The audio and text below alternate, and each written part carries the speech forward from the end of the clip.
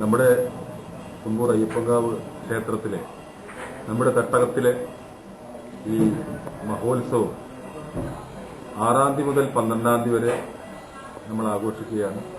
12-ാം തീയതിയാണ് പ്രധാന ഉത്സവം.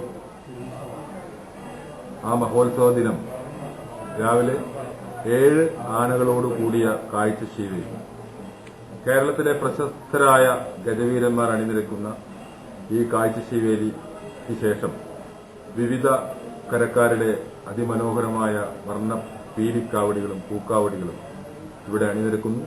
ഏകദേശം 2 മണിവരെ ഈ ഉത്സവപ്പറമ്പ് പൂക്കാവടികളും ഭസ്മക്കാവടികളെയും കൊണ്ട് തിങ്ങി നിറഞ്ഞിരിക്കും.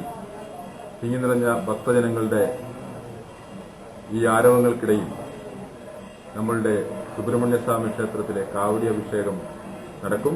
അതിനുശേഷം ഉച്ചതിരിഞ്ഞ് കൃത്യം 3:30